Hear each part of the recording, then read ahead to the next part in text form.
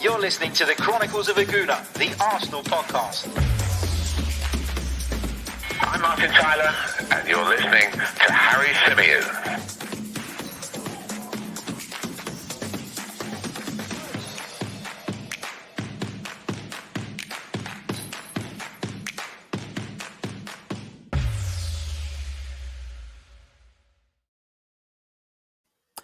Hello and welcome back to another live edition of the Chronicles of a Gooner, the Arsenal podcast brought to you by 90 Min. As ever, I'm your host, Harry Symeou, and on this edition, we're going to be discussing the news that Arsenal are interested in Yves Bissouma and have apparently made contact with his agent. We're going to be talking about Julian Brandt's willingness to join the Gunners on loan. We're also going to be talking about the announcement that Rob Holding has signed a contract extension. I'll be giving you an update on the future of Sokratis, and we'll be discussing whatever it is that you guys decide to put in the live chat throughout the broadcast. Let's say a big hello to every single one of you joining us in the live chat. I could see there were a few of you waiting as well for the stream to begin. So a big thank you to you guys. I hope all of you are well. I want to welcome RW, Talal and NB Gooner fan to the stream as some of the early viewers. So yeah, big hello to all of you. Hope you're all well. Right, let's kick off with the announcement that Rob Holding has signed a new long-term contract with the Gunners. Now, we told you a couple of days ago that this was pretty much a done deal, that it was done, but we didn't have all the information on it as of yet. We were going by a report from David Ornstein, who confirmed that an agreement had been reached, but now we have it confirmed by the football club. Rob Holding has signed a new long-term contract running until 2024 with an option for a further year. So what Arsenal have essentially done is that they've added another year to Rob Holding's existing deal. His current deal was going to run out in 2023. So they've added another year up to 2024, and they've put that option for a further year in. They haven't specified it in the article, understandably so, but it feels as though Rob Holding is going to get a pay rise. Now, as I pointed out to you guys a few days ago, Rob Holding was on significantly less money than some of his counterparts, some of his colleagues in that central defensive area. And of course, Holding was on less money than Renarsson, which says it all. So Rob Holding gets his new contract, gets an extension, and gets a pay rise. And I think actually, you know, he probably does deserve it. I still don't think he's a world-class centre-half. I don't think he ever will be. But I think somebody like Rob Holding is a good squad player. He's a good influence on the dressing room. He's somebody that you'd like to have around the club. Because he just seems like a nice guy and a professional guy. And I know that doesn't count for everything in football, but I think he's somebody that Mikel would like to keep around. Obviously, he's come back from a really bad knee injury a couple of years ago. It's taken him a bit of time, actually, to get back to his sort of peak form. But I think you can probably say that what we're seeing from Rob Holding now is as good as it's going to get. And I know that sounds like I'm being a bit sarcastic, a bit negative. I'm not. I'm just saying that everybody knows what Rob Holding's level is, having watched him for a number of years at the football club now, and I feel like he's hit that level now, as he has done previously, but now he's hit it for the first time, I would say, since he had that injury. So Rob Holding gets his contract. Let's see what Edu and Mikel Arteta had to say on the matter. Technical director Edu said, "We are very happy to have signed Rob on a new contract extension. He's 25 years old, so he's still coming into the peak of his career, and we are delighted, that he'll be with us during these important years. Rob has shown great quality and maturity on and off the pitch in recent months and is developing well. We are looking forward to Rob continuing his progression in the years to come." Mikel Arteta added, "Since I started as manager, I've been hugely impressed with Rob's contribution to the club and the dressing room on and off the pitch. The quality of his work every day on the training pitches is excellent, and he is translating this into consistently high performances in matches. We all know Rob's quality, which he has shown in his displays during the intense moments of those two FA Cup final victories. We're all very happy that Rob has signed a new contract. He's very popular with all the players and staff, and we're looking forward to watching him continue to grow with us in the coming years." Now, of course, Rob Holding joined from Bolton Wanderers in July 2016. He's made 96 first-team appearances, of course, as mentioned there, winning 2 FA Cup trophies along the way. My probably favourite display from Rob Holding was that 2017 FA Cup final win over Chelsea. That's what I will remember him for, I would say. But yeah, look, it's a decent signing. I'm pleased that we got it over the line. Because I think that he does add something. Again, my understanding is that this is not a major contract in terms of finances, which obviously makes it a little bit more easier to do at a time like this, and probably given the terms that Rob would have been asking for, I'm sure they weren't astronomical, and that's why the club have felt that weighing up all of the sort of the details of it, that actually it was worth doing this deal. Big hello to everybody in the live chat. Going to come to some of your comments in just a moment.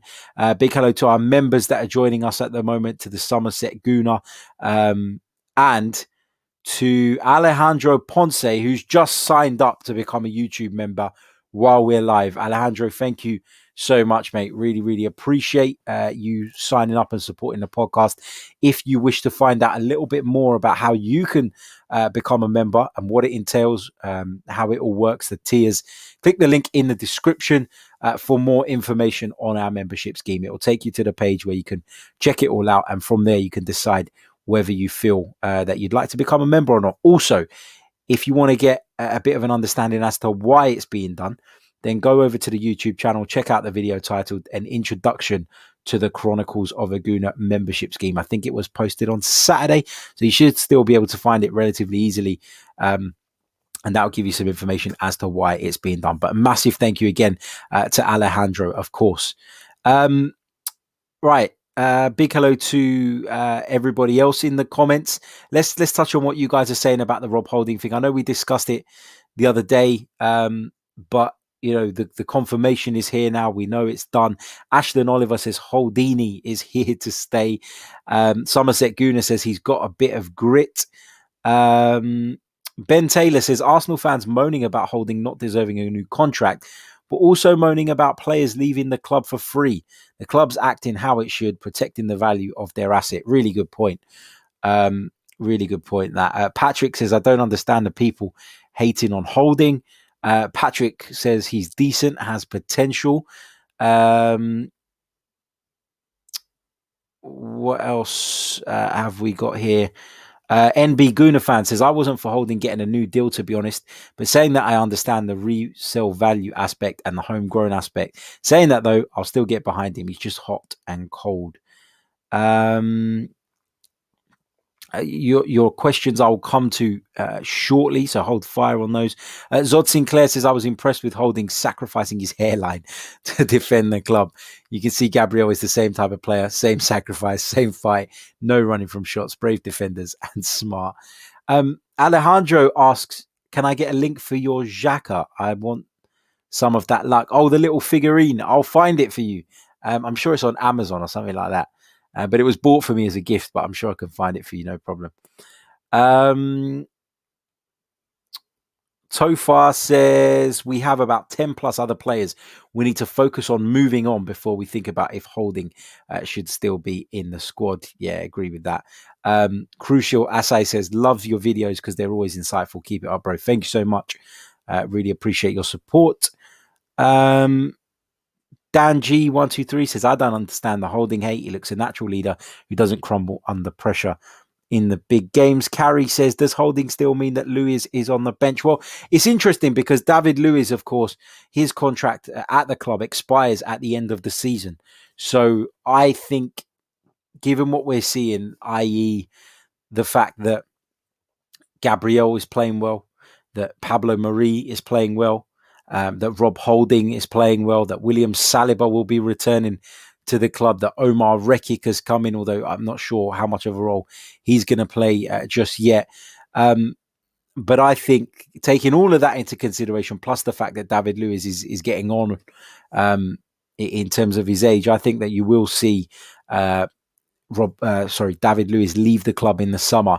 And so Rob Holding is clearly viewed as someone who's a bit more for the longer term. And I would agree with that. David Luiz, we're talking about someone who's not only getting on in age, but there's been so many reports and rumbles and kind of rumours since Mikel Arteta took over about David Luiz and him, and maybe their relationship isn't quite at the point it should be when you're talking about a senior player and his manager. So maybe that's played a part as well. And Arsenal have decided that they'd rather take a punt on Rob Holding than have to go out and look for another centre-back to replace David Luiz. You've also got to take into consideration the fact that Rob Holding appears to be first choice of the two now, for the time being anyway, at least until he does something wrong. And I think over the last few weeks, he's persuaded Mikel Arteta, who probably was going to move David Luiz on anyway, that he is somebody that can be relied on, that can be trusted. And the club have taken that decision. Now, let's not forget that Rob Holding, as we said on the discussion a few days ago, was close to leaving for Newcastle United on loan at the end of the summer transfer window. But Mikel Arteta made a U-turn on that, decided against it, and it's obviously in his eyes worked out well. And Rob Holding has proven his worth because, as we've just said, the new contract has been signed. That is done and that is dusted. Big thank you to Freddie Owusu, who's just signed up as a member during this show. Freddie, thank you so much, mate. I can't tell you how much I appreciate it. It really does help the channel. I've been truly overwhelmed with how many of you have signed up, and I hope to be bringing you more content, better content going forward. And I look forward to talking to loads of you in the Discord server and, of course, on our members' streams as well. So, Freddie, thank you so much. That's 2 of you signed up during this show alone. We've only been going for 12 minutes. Thank you so much for your support. Right, let's move on to discuss what I think most of you are waiting for me to talk about, and that is Arsenal's reported interest in the Brighton midfielder, Yves Bissouma. Now, Arsenal are said to be interested in the player. Contact has been made with the agent. A close relationship with Contact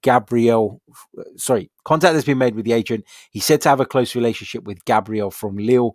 The player is apparently interested in joining the club, which obviously helps. But in order for Arsenal to do anything with regards to Bissouma, a deal will have to wait until the summer. That is the information that Football.London shared with us last night.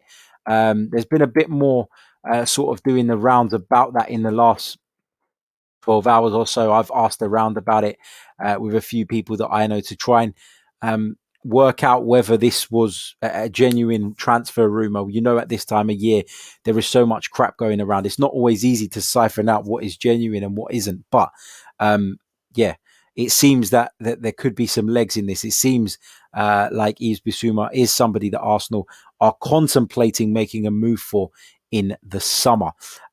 Let's have a look at some of his stats so far this season. 16 appearances in the Premier League so far. He's got 1 goal. Not a stranger to a yellow card, though, is Yves Bissouma. He's picked up 5 yellow cards and 1 red card so far this season. Disciplinary issues are something that worries me. We've seen a lot of red cards for the Arsenal this season, which has been a bit of a problem. But Yves Bissouma, he's one of those players that you look at the card record and you worry about it and you say, Jesus, we don't need another one of those. But that's what makes him the player he is. The fact that he is so combative, willing to get stuck in, willing to go into duels all the time, willing to dominate his area of the pitch, which is the midfield. Because of all of that, it's understandable that he picks up the amount of cards that he does. Let's look at some of his defensive stats in a little bit more detail. Tackles averages 3.1 per game. 0.9 interceptions, so just under 1. Does average 1.8 fouls a game, 1.8 clearances, not many dribbles, and he averages 0.1 blocks. His average performance rating, and these stats are all from whoscored.com, so that's what I'm going by. These stats all add up to him having an average performance rating in the Premier League at the moment of 6.86 under 10. So it's just under 7 out of 10. And you've also got to consider that Yves Bissouma is playing in the Brighton side that are struggling. And I think that that should not be overlooked when judging his individual performances. How easy is it to stand out in the side when they're playing so poorly and so badly as Brighton are, and they look so fragile. I've been impressed with him every time I've seen him. I think he's a dirty git, to be honest with you. But I'm not completely against the idea of him coming to the club. As I said, he's someone that we know can be useful.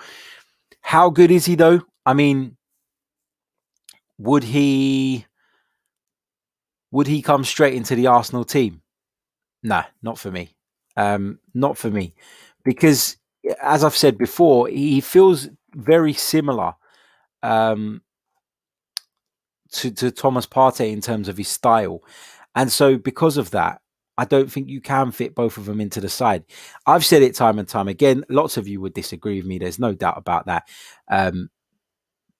When I say that Granit Xhaka is the right partner for Thomas Partey based on our current options.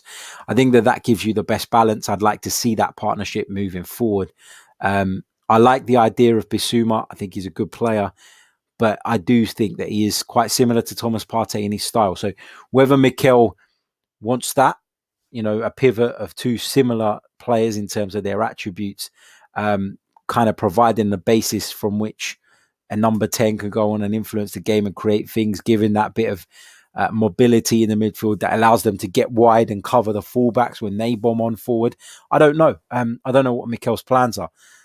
Decent player, though. I'd like to have him at Arsenal if the price is right. But I'm not sure if he walks straight into that midfield when everybody's fit. Having said that, we are going to lose Dani Ceballos at the end of the season. That's the most likely outcome.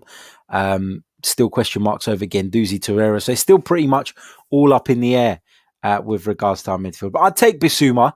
But as I said, I'd only take Bissouma if the price is right. I won't take Bissouma and wouldn't want to take Bissouma if it was going to be one of those crazy transfer fees that if that Premier League premium was going to be stuck on to that transfer fee, because in which case I think there are plenty of players out there with the same physical profile of Bissouma that you could go out and get for a lot cheaper. Another member joins us during the show. Big thank you to Andreas in Cyprus. Here he is. Andrea, thank you so much, mate. Really, really appreciate it. Really appreciate your support, man. Honestly, thank you. Right. Let's see what you guys are saying in the live chat about Bissouma and whether you would like to see him come into the club. Apologies if I missed some of your comments. As I say, the chat box is constantly updating. Big hello to all our members that are with us at the moment. Xander says he read that Gabriel is helping with the possible Bissouma transfer. Yeah, that's what Football.London are reporting, and that's what someone I spoke to earlier said to me as well, that relationship could be key in persuading him that Arsenal is the right place for him to go. Cal Sandu says Arsenal should buy him now and loan him back to Brighton for the remainder of the season. In the summer, we may have more competition from other clubs. Really good point. And you're absolutely right to make that point. It's just whether Arsenal can raise the funds to do that now, and whether they see that position as a priority. Because if they can only raise limited funds, I think they'll probably look at other areas as a priority. And I'm talking about most notably that creative midfield position. Talal says Bissouma would be a great signing. I was really impressed with him when we played Brighton, and I honestly think he would be an upgrade on Xhaka, who I think we should sell in the summer. Osman Ali says, I have an issue with calls for Bissouma. It's cowardly to play with two defensive-minded central midfielders. If we had Thomas Partey and, say, Pulgar, we would have defensive security without a trade-off in our attacking game. Are you talking about Eric Pulgar? Is that who you're looking at? The Chilean? Let me know. Just to clarify that. But yeah, interesting point. Would a lot of Arsenal fans be frustrated to see two really defensive midfield players in the centre of the park? I would argue that Thomas Partey is not necessarily a defensive midfield player. He's more of a box-to-box player. Bissouma is that little bit more defensive-minded, I agree. But if it was to provide Arsenal with a platform from which those forward players can go out and have a little bit more freedom, can go out and express themselves, then I wouldn't be against it. You look at Manchester United now as a prime example. Lots of people will question why, for example, Donny van de Beek doesn't get in the side, and why McTominay plays, and why Fred plays, and why Matic plays from time to time. Well, it's because Ole Gunnar Solskjaer has decided that if he picks that defensive-minded double pivot in the middle of the park, he can then give that license to the forward players to go on and do some serious damage. And it's working, because Manchester United have a real opportunity to make a statement in the Premier League if they can go win at Burnley this evening. So, yeah, interesting point, though, of course. Tofa says, get Bissouma or any summer targets to sign a pre-agreement before the summer, then Arsenal. If that's our primary signing, they should be done early in the window to get acclimatized to the club. Big hello to Kangaroo. Great name. MB Gooner fan says he'd be a great backup to Partey. Yeah, I agree with that. Giovanni Bergantino, another one of our members. How you doing, mate? Says, I think you could play Thomas with Bissouma and Emil Smith-Rowe at the top of that midfield. Yeah, don't disagree with that. And that's kind of the point I'm making. If you go with Bissouma and you go with Partey, you're basically saying to whoever your number 10 is, whoever your third midfield player is go and do what you like. And you know that you got that protection behind you. But not only that protection in terms of their positional play, you know that they've got that athleticism to help out as well. You know, they've got the athleticism to provide a screen for the fullbacks if needed and to shift over, which is something that Granit Xhaka lacks, admittedly. When I talk about him playing in the midfield and I say that, in my opinion, he and Thomas Partey would be the right pairing, I do acknowledge that he has faults. I do acknowledge that he has shortcomings. And I completely acknowledge that one of those is his lack of athleticism. Bissouma and Thomas Partey would certainly give you that. But it's all hypothetical for now, until Arsenal can do something to make one of these deals happen. Harry Land, another one of our members, makes a really good point. Bissouma is good, but does he complement Partey? Isn't the need for a more progressive centre midfielder greater? If we buy two centre midfielders, then happy days. But when Partey is back, I think we're pretty strong in centre midfield. Yeah, I completely agree with that.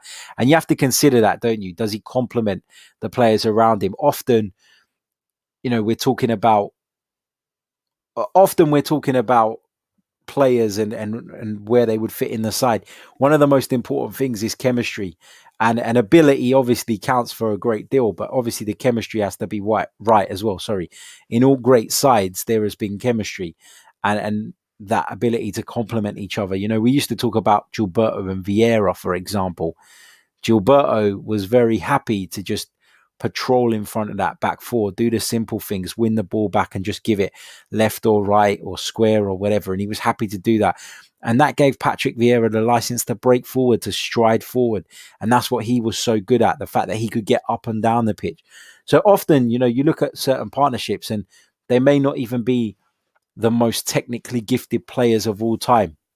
I'm not saying that Gilberto and Vieira weren't, but the point I'm trying to make here is that if two players complement each other, that can be equally as powerful. And I would question whether Bissouma and Partey as a pairing would complement each other. As I said, my initial thoughts is that they're quite similar. If he'd be coming in to be a backup to Bissouma, then to Thomas Partey, then I wouldn't really have an issue with that. But for them to play together, I'm not sure that would work. I'm a little bit on the fence about that. Let's discuss some other news that came out not long ago, actually, around about 20-30 minutes ago. So it's not in the title, it's not in the description. I'll fix it afterwards. But basically, some positive news has broken. And it's great to get some positive news around Gabriel Martinelli. Now, of course, Gabriel Martinelli suffered an injury in the warm-up ahead of that game against Newcastle United in the FA Cup. He went down the tunnel, according to Mikel Arteta. He was in tears and it didn't look good. Mikel Arteta's tune slightly changed the next day when he said that the players testing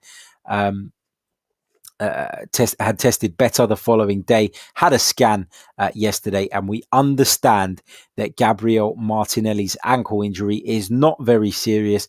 He has progressed very well, should be back in training in the next few days, and could even be available as soon as that Newcastle game in the Premier League on Monday. So that's brilliant news. Gabriel Martinelli's injury, not as bad as first feared. That's according to reports from a number of outlets, one of them being The Guardian and one of them being Charles Watts, who you could say are very reliable. So brilliant. Excellent stuff. Big hello to all of you in the chat. To the Republic of Arsenal, just subscribed. Great show, Harry. Thank you so much. Big hello to all the members who are joining us on the live stream at the moment. Don't forget, if you want to become a member, we've had 3 of you sign up already live during this show, which is amazing. If you want to become a member of the Chronicles of a Gooner YouTube channel, receive perks and support the program, all you need to do is click on the link in the description where it says click here to join the channel. It will take you to a page that tells you all about the different tiers of membership that we have, what they entail, how it all works. And you can sign up and support the channel if you should so wish. As you can see in the live chat box at the moment, all of our members have a cool little icon next to their names so that we can pick them out. Andreas says, in every position, we need a proper competition. We don't need Bissouma. We need a number 10 player and a goalkeeper. I agree that right now, those 2 areas that you've highlighted, a number 10 and a goalkeeper, are the 2 most important positions for Arsenal right now in terms of the business that must be done urgently. I think we will need to recruit in the midfield come the summer. As I've already said, Dani Ceballos is likely to leave the club. Matteo Guendouzi, what's going to happen with him? We don't know. Lucas Torreira is another one who could be sold. So we're going to have to kind of wait and see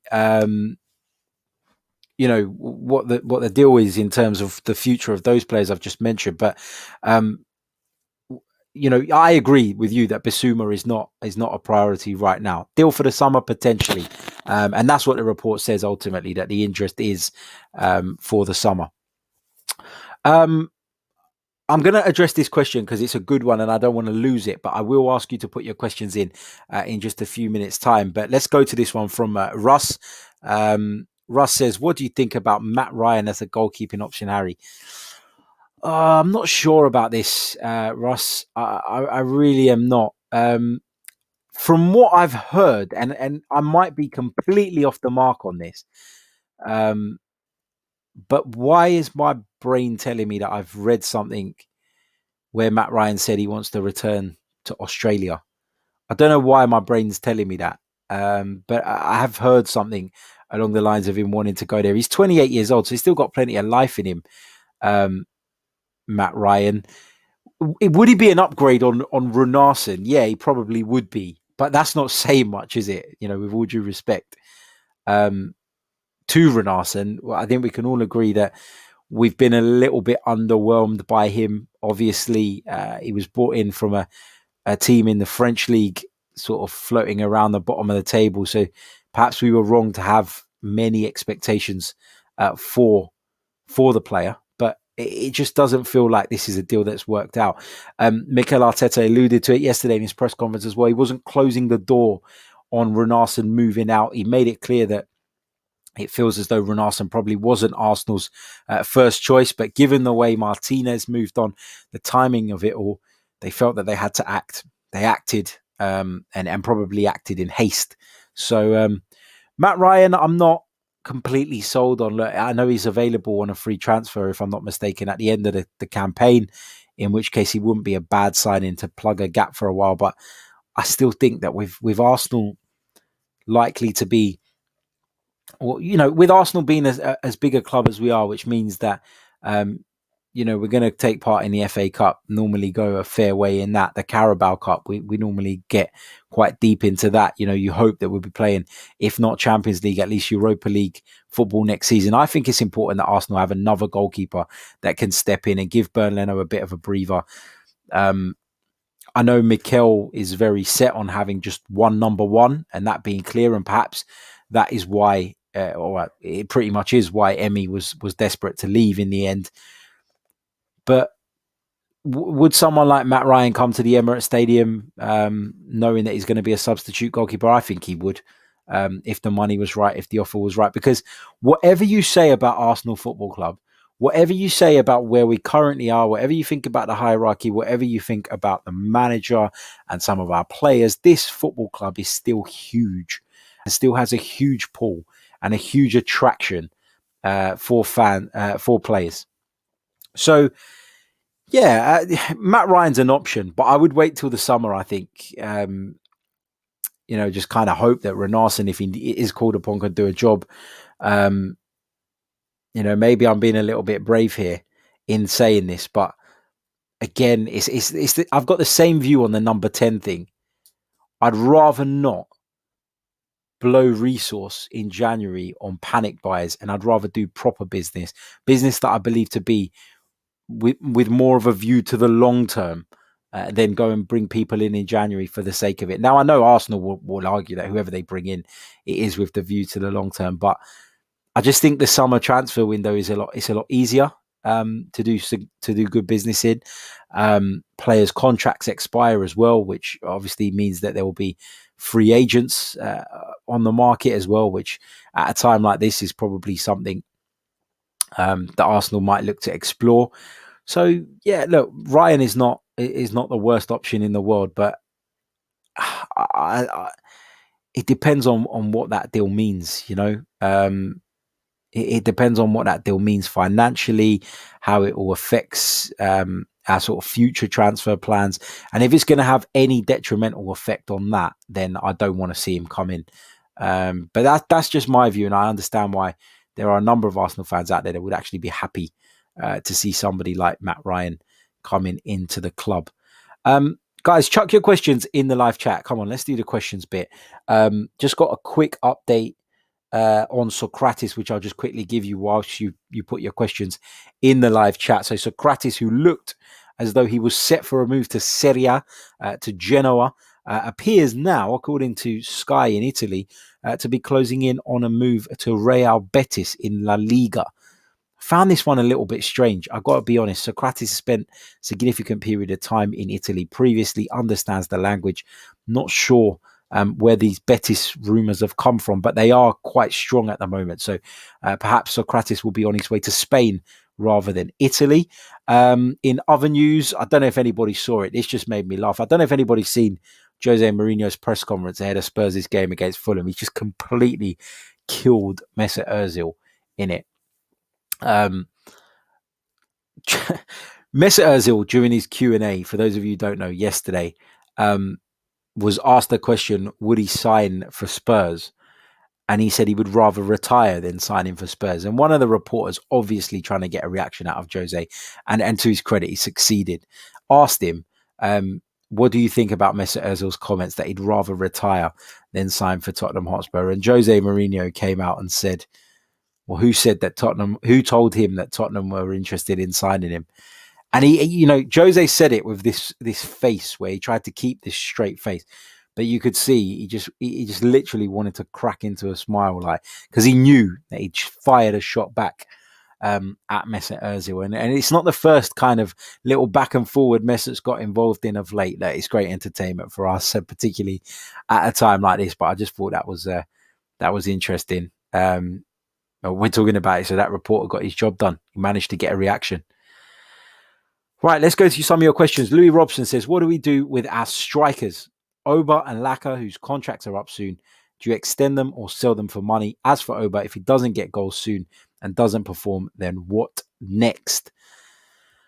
I think I've said it time and time again. My opinion hasn't changed. I do believe that Pierre-Emerick Aubameyang will get back to goal-scoring ways sooner rather than later. Not worried about that in the slightest. I think he's proven throughout his career he can score goals at the top level. He's proven throughout his Arsenal career as well. As I always say, this is the first real blip of any significance that we've seen from Pierre-Emerick Aubameyang. I think we'll get our main man back sooner rather than later. So at this moment, I'm not panicking about that just yet. With the Laka thing, of course, his contract expires at the end of next season. So I do feel like Arsenal need to make a decision on Alexander Lacazette before the end of this seaon. If not before then definitely at the end of the season. Do you then try and move him on? Do you keep him for another season? Do you potentially offer him an extension? Remains to be seen. We're going to have to wait and see. But it's an area that the club need to be aware of. When you're talking about the striker situation at the Emirates Stadium right now, it's not just about those two, is it? We're talking about following Balogun potentially moving on as well. Is something going to happen with that? Is he going to commit his future to Arsenal? It doesn't feel that way at the moment. It feels very much like he could be on his way. So do Arsenal then look at bringing in a potential another forward potentially in the summer? Because I'm sure they'll have their views on whether Eddie Nketiah is good enough to step up. And it's an area of the team, like many areas actually, which is the worry, that needs reviewing and needs a bit of TLC and love and care, and we're gonna have to see on that. But yeah, I mean, as I said, I expect Oba to get back to his ways of scoring goals and influencing games and dragging us over the line at times. Laka's playing quite well at the moment, but as I said, you've got to wait and see how he does this season for me. And at the end of the season, that's when the decision has got to be made. I think for now, he's doing a really good job. He's linking up brilliantly with the youngsters, and he's had a really positive influence. So yeah. Going back to the goalkeeper thing, Jashar says he would try for Fraser Forster. Interesting option, that. What else have we got here? Ross says, big overhaul in the midfield needed, Harry. We need to move away from Xhaka and Elneny. Ceballos will be gone, and Willock and Nelson aren't good enough. I slightly disagree with you on the Xhaka bit. I still think he could do a job. I agree with the Elneny comment. I agree with the Ceballos comment. And I agree that neither Willock or Nelson are good enough for the long term at Arsenal. What else have we got here? We've just had another member join us. A massive thank you to Tim Neighbour for signing up. Tim, thank you so much, mate. Really, really appreciate your support. Just a quick reminder, if you're joining us late and you're interested in the Chronicles of a Gooner membership scheme and what it all entails, click on the link in the description. It'll take you to the page, give you an explanation. And if you wish to do so, you can sign up, become a member, and become part of our community. Obviously, we're a wider community with everybody, but we've got a Discord server where we all talk about Arsenal throughout the day. You'll get access to some membership perks as well as access to that server if you decide to become a member. So please check that out if you haven't already. No pressure, but if you could do it and you do want to do it, then of course we welcome you with open arms, and thank you for your support. Thank you, Tim. What have we got here? People talking about the Mesut Ozil comments, shots fired, classic Jose, etc., etc. Subigya says, Harry, do you think we will get a new right back this summer, given the fact we currently have 3 right backs and Arteta likes Bellerin quite a lot? I don't think that's an urgent position in Mikel Arteta's eyes. I think he sees Hector Bellerin as one of the leaders of the club. Whether you agree with that or not is another matter. I'm sure we'll discuss that at another point. But in Mikel's eyes, I'm sure he has faith in Bellerin. Obviously, he's got Cedric there who signed with a 3-year contract. And then you've got Ainsley Maitland-Niles still around the club who could fill in there. Callum Chambers could potentially play there when he regains full fitness. So I think Mikel's got options in the right back position. And I don't think that will be very high up the priority list. No, I don't. Thank you for your question. Just picking something out. Don Saki says he doesn't think Aubameyang will come back to form. He's not getting any younger and he's lost a step. I think that's a really harsh assessment of Pierre-Emerick Aubameyang. I think the guy's out of form. And for me, it's as simple as that. I mean, people talk about him having very few touches in games, being largely uninvolved. Pierre-Emerick Aubameyang has always been like that. This guy is not Thierry Henry. He's not going to pick up the ball on the left wing, drift infield, go past 3-4 and bend one into the top corner. That's not Pierre-Emerick Aubameyang. But an informed Pierre-Emerick Aubameyang, when you give him a chance in front of goal, he will take it. And Pierre-Emerick Aubameyang has really carried this club on his back for so long that I just feel like now he's having a bit of a dip. The amount of people that are turning on him just feels a little bit too much for me. It feels a little bit over the top. Look, and I always refer to his goal scoring record since joining the Arsenal, because I think when you're talking about Pierre-Emerick Aubameyang, don't talk about the number of touches he has. Don't talk about the link-ups. Don't talk about any of that, because that's not Pierre-Emerick Aubameyang's game. Talk about what Pierre-Emerick Aubameyang is in the side to do, and that is to score goals. 76 goals in 127 Arsenal appearances. That is a phenomenal record. And that gives me the confidence that he will get back to being the Pierre-Emerick Aubameyang that we all love. What else have we got? Pratyush, one of our members, brings up the conversation regarding Partey and Bissouma as a potential pairing. Yeah, I do think it would be flat. I kind of alluded to that, and alluded to the fact that I don't, as Harry Land pointed out in the comments as well, I don't feel as though they would necessarily complement each other. I feel the pair are too similar. But if you're talking about bringing someone in to potentially be a backup to Thomas Partey, then I think Bissouma would be a good option. Yeah, providing the price is right. And that's the key here. When buying from fellow Premier League clubs, you know that you're going to pay over the top. People talk about this Premier League proven thing, and I get all of that. But how much is that worth in terms of monetary value? Is it worth an extra 10, 15 million that you might have to pay? That's what you've got to weigh up. That's what you've got to decide. Big hello to Avishek. He says, hi, Harry. Big up from India. Been a fan since 1996. I would still let go of Laka in the summer and would like youngsters to challenge, or Edouard from Celtic. Thoughts? I can't make a call on Laka at this point in the season. It's too early for me. As I said, I think a decision does need to be made in the summer, but that decision cannot be made in January for me. I just feel like it's too early.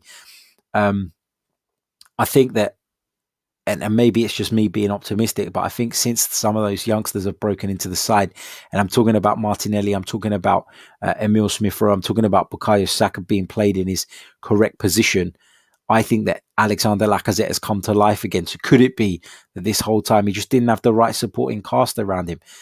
I think over the course of the rest of this season, we'll be able to make that judgment and then decide whether or not he is worthy of a new contract, or whether he's someone that we should be looking to move out of the door.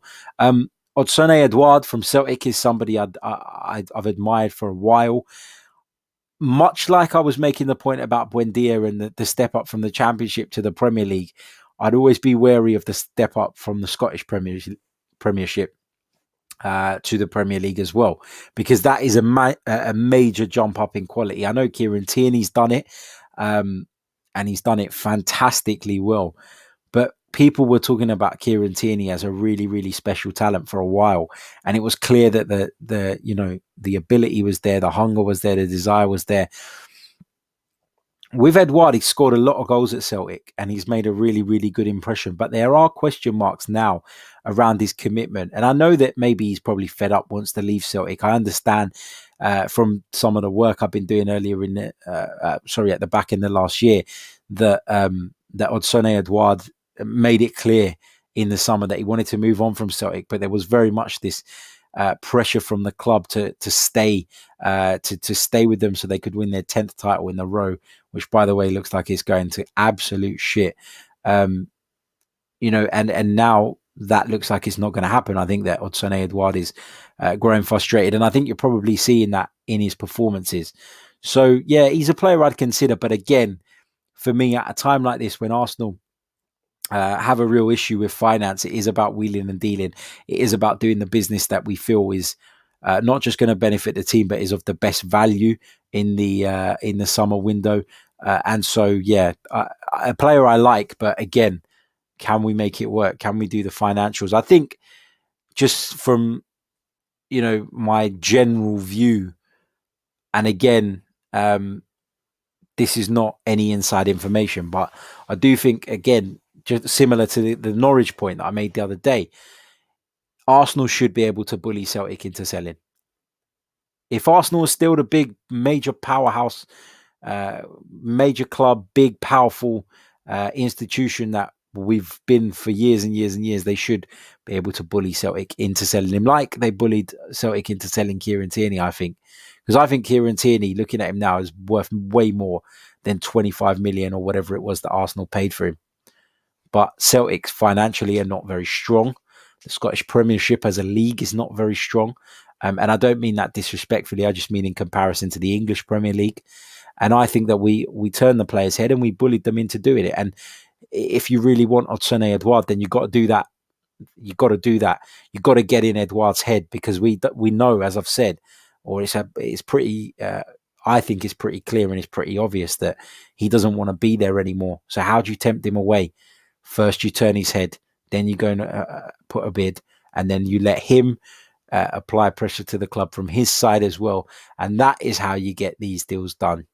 Sounds horrible. It sounds a little bit ungentlemanly, but that's how football works at the top level. You unsettle people, you go and put bids on the table that you know are not going to get accepted, but in doing that, you wind them up, you start the ball rolling, you light a match essentially in that player's head about their future, and there you go. 9 times out of 10, if you do it right, you're going to get what you need, and you're going to get the desired outcome that you want. Let's move on to some more of your comments. Big hello to Graham joining us in the chat. Big hello to Daruv, who's just joined us. Lenny Braithwaite, going back to what we were discussing right at the beginning of the show with regards to Rob Holding's contract. He says Holding's new contracts come too soon. Could have done it a year from now. Another panic decision. Yeah, I said that, didn't I, a couple of days ago, that with his current deal still having until 2023 to run, I felt like it was a little bit maybe premature. But yeah, the club obviously feel now's the time to do it. I think this was about Rob Holding's representatives probably pushing for him to, he's only got the 1 extra year guaranteed to what he already had, but I think it was about bringing him up to a level playing field in terms of his salary with some of the other players who are getting a similar amount of game time, who play a similar role in the squad. I genuinely believe that these contract talks were driven by that rather than the length of the contract that he currently had. In which case you can understand why they've had to do it. Andreas asks, Harry, do you believe Arsenal made the same mistake with Ozil? Do you believe Arsenal made the same mistake with Aubameyang as they do with Ozil based on his performances since he signed their contract? No, I don't, because I feel like in Mikel Arteta's mind, Pierre-Emerick Aubameyang is a key part of his plans. He's a key player for him. He's someone that he was desperate to keep in the summer, spent a lot of time working on him to get him to commit his future to Arsenal Football Club. Whereas in Mikel Arteta's eyes, I actually think, and he will never say it, but I actually think the Ozil thing was kind of taken out of his hands. I think the club made their stance clear on Ozil for reasons outside of football. And then a combination of that and Mikel Arteta's plans led to him not being part of the side anymore. I think Aubameyang remains part of the plans. I think Aubameyang, as I've said already, has proven throughout his career that he's a top goal scorer and someone with a lot of ability and a lot of use. And for that reason, I believe that we were right to give Aubameyang the deal we did. Look, cast your mind back to when Aubameyang signed that deal, right? And it's obviously it's easy to look back at things in hindsight and say, oh, actually we shouldn't have done this or we should have done that. Every single one of us as Arsenal fans would have been up in arms and absolutely livid with the club had they not got Pierre-Emerick Aubameyang to sign a new contract. We'd have been absolutely livid because we all recognised at the time that he was so important to us, our key player. And I would say the same about the Ozil thing. We just lost Sanchez and then Ozil signed that contract. And at the time, all of us were like, yeah, good. At least we've managed to tie down one of them.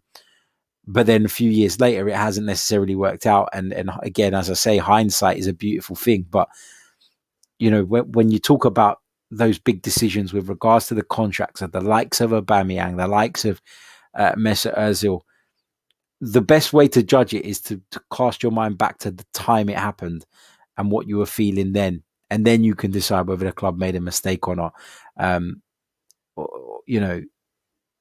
Mistakes will come because things sometimes just don't work out the way you want them to. But cast your minds back to those particular times that I've just mentioned, when Ozil signed that contract extension, when Aubameyang signed his.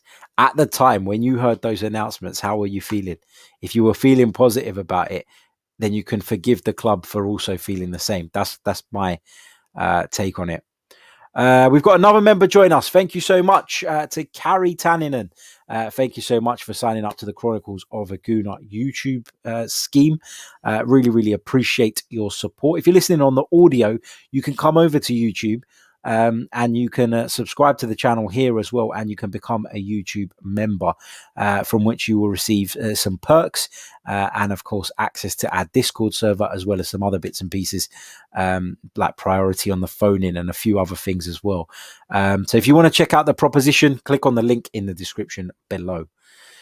Right, let's check in before we move on the likes. While I do that, fill up the chat box with where it is you're joining me from. I'd love to give you guys a shout out. Love seeing where it is that you guys are tuned in from as well. So I'm going to do a couple of bits. I'm going to get your locations, give you a shout out, and I'll probably pick out one more question as well before we lock off today's live stream. So get in the chat box, do your thing. Right. Let's check in on where we are in terms of likes at the moment. I can see that at this present moment in time, across the multiple platforms, there are over 300 of you watching us live. And in terms of likes on YouTube, that is, we have got 88. Let's get it up to 150. 262 of that 300 are watching us on YouTube right now. So it only takes, what, 3/4 of you to get us to 100 and 150 likes. So if you haven't done that already, please do so. It really, really does help the stream. It really does help the channel as well. And I'm really appreciative of your support. It's free, doesn't cost you a thing. You can click on it while you're still in the video. You can subscribe if you haven't already as well while you're still in the video too. Right, I'm just going to take one more question from J04, and then I'll give you guys some shout outs. So keep your locations coming in the live chat. J04 says, do you think Arsenal can win the Europa League? Yeah, I do. One of the interesting things about Mikel Arteta, for all the criticism he's had, I think he's shown that he is a cup manager.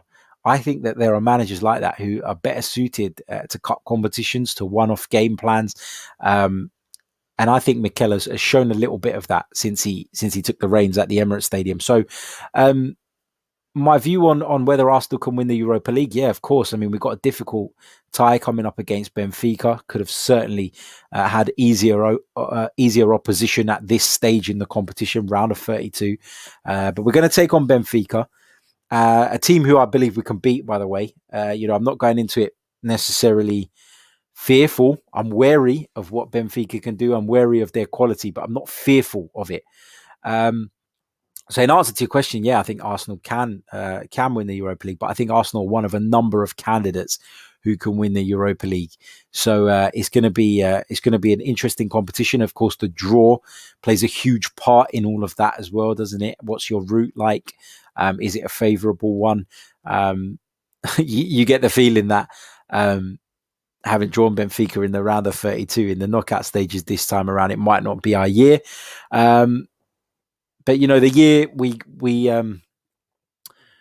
got to the final under Unai Emery, we played Napoli, we played Valencia, and then we got knocked out last year by Olympiacos. So the draw doesn't mean everything, but obviously it gives you a far better chance if the draw comes out in a favourable way. So yeah, I do believe Arsenal can win the Europa League, and I do believe that given our struggles in the Premier League so far this season, if we get to a certain point in the season, perhaps Mikel may get to a certain part in the season and we're still not there or thereabouts for the European places in the league, Mikel may prioritise that and may turn his focus to that. Right. Let's give a big shout out to Talau Ashur joining us from Saudi Arabia, to Carrie from Espoo in Finland, to Patrick in South Africa, to Usman Sonko from the Gambia, to Nino in Ireland, to Keroy in St. Vincent, to the Somerset Gooner, who's of course in Somerset. Oh God, I've lost it. Too many comments. Where is it? There we go. Somerset Gooner, there he is. The roof is in Wakanda, apparently. Let me know what it's like there. Don Saki is in Toledo, Ohio. Pratyush Gupta is in New Delhi, India. LK says you're too hopeful. Probably talking about my my Europa League comments. Osman Ali's in South London. Alejandro's in Brooklyn, New York. Niall Lewis is in the Hudson Valley, New York. LK's in Peterborough. V Rogue's in Bermuda. Subigya is in Nepal. Thank you all for tuning in to this live edition of the podcast. If you're a new member, there is a new link in the community tab for the Discord server. That Discord server link, for some annoying reason, expires every 24 hours. So I have to put a new one in. I did one this afternoon. So if you haven't joined the Discord server and you're a member, that's the link you want. Hit the button, come into the chat. Let's have a good chat about Arsenal and some of the members only content. So a big thank you to every single one of you. Shout out to Tim Neighbour, who joined us this evening as a member. Join us from Exeter in Devon, to Charles Joseph. I don't read. I can't read that. Apologies. And of course to Louis in Sunderland. We'll be back tomorrow with more Arsenal related content. Take care of yourselves. Stay safe. And until next time, ciao.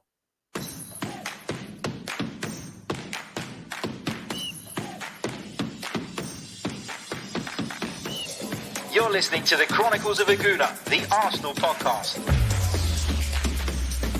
I'm Martin Tyler, and you're listening to Harry Symeou.